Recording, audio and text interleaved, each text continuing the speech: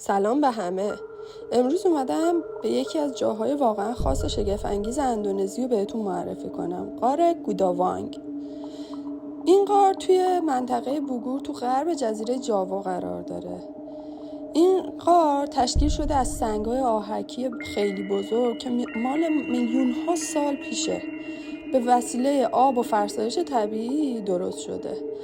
جالبه بدونید که این غار جزئی از کتاب تاریخی اندونزی انگار حساب میشه، چون که زمینشناسا این منطقه رو تخمین زدن مال 470 میلیون تا 700,000 سال پیش شاید باشه. پس وقتی که تو این غار وارد میشیم انگار پا داریم میذاریم توی میلیون ها سال از تاریخ زمین. این غار از 3 غار اصلی تشکیل شده که باقی غارهاشو هنوز ایمن سازی نکردن برای آدما که بتونن بره. که غار اولش پر از سنگ‌های آهکیه که خیلی خیره کننده و قشنگه. غار دومش که از یه مسیر باریک رد میشی خیلی ماجراجویانه و جذابه. و غار سومش پر از خفاشه که وقتی وارد غار میشی انگار نفس کم میاری. خیلی سخته. اولش خب راستشو بخوای من اولین بار بود که وارد یه غار میشدم یا تا حالا اصلا غار نرفته بودم. ترسش انقدر زیاد بود به خودم حالا خواستم غلبه کنم، ولی وسطاش واقعا نفس کم میاری. باید تنفستو خیلی روش کار کنی. حالا جالبه که مردم اندونزی باور دارن که اینجا جایگاه ارواح طبیعی و یه احترام خاصی براش قائلن. و همین خاطر معمولا در سکوت و احترام وارد غار میشن، سرصدا نمیکنن. و خیلی زیبا بود، من لذت بردم. ولی یه فصلایی که بارون باشه، چون که آب میاد بالا تو غارا نمیتونی، چون که یکی از غاراش باید بعد از چند مترش از توی 60 متر توی آب رد بشی و بعدش اونورش یه آبشار قشنگه که متاسفانه زمانی که روزی که ما رفتیم چون بارون زیاد بود ما نتونستیم وارد بشیم توی اون غار، به خاطر اینکه من 2 بچه کوچیک همراهم بود. همونطور که تو ویدیو میبینید و ترسیدم اتفاقی بیفته. حالا امیدوارم کسایی که میان اندونزی یه بار این غار قشنگ رو تجربه کنن و ببینن. حالا هم که تو فیلم میبینید داره بهمون خفاش‌ها جای خفاش‌ها رو نشون میده. خفاش‌ها رو میبینید ما بدون راهنما هم نرفتیم، راهنما خواستیم که ما رو ببره که بهمون نشون بده.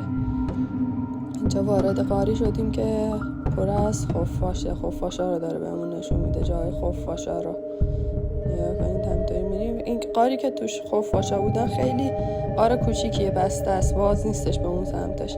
فقط وارد شدیم خفاش‌ها رو دیدیم. سنگ‌های آهکی رو میبینید، سنگ‌های آهکی خیلی قشنگی داره. خفاش‌ها هم همینطوری نور گرفتیم شروع کردن پرواز کردن. بعد یه بوی خیلی بدی میده، چون که نمیدونم حالا به خاطر آهکاییه که توی غاره یا به خاطر ادرار و مدفوعهای خفاشاست، انگار یه گازی استشمام میشه که نفس کشیدن واقعا سخته.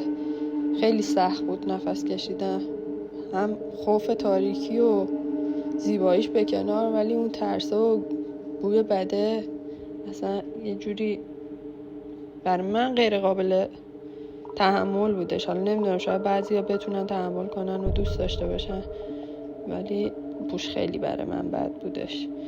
همینطور که میبینید همچنان واسطادیم، خفاش‌ها رو میبینیم ما عکس بگیریم. حالا این یه غار دیگه شه، غاریه که از پله ها میری پایین. اینا تو افسانه هاشون میگن پادشاه های قدیمشون اینجاها طلا و پولا رو قایم میکردن. طلا و پولا رو قایم میکردن که بعد از اینکه اندونزی تصمیم میگیره اینجا رو پاکسازی کنه و یه جای گردشگری و علمی کنه برای مدارس، دانشگاه ها. بخاطر همین الان 3 غارشه که اجازه داری ورود پیدا کنی. مابقیش ایمن سازی نشده، پاک نشده، پله نداره، نور نداره، لامپ کشی نشده. این غاریه که ما رفتیم تا تهش، ولی خیلی نفس کشیدن سخته، واقعا ترسناک بودش. نگاه کنید همینطوری که داریم میریم جلو نفس کشیدن سخت میشه. به نفس زدن افتادیم هممون.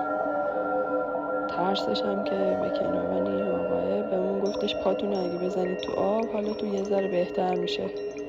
و باز ما ترسیدم که اگه حشره چیزی داشته باشه ما رو نیش بزنه. یعنی در مایه‌ای تو آب بهمون نشون میده.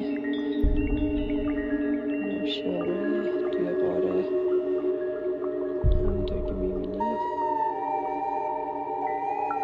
خیلی ترسناک بود ولی قشنگه. اگر باز به من بگن دوست داری باز بری، میگم آره دوست دارم یه بار دیگه تجربه کنم، چون واقعا زیبا بود. اون مسیر جنگلیش به کنار، اینم به کنار.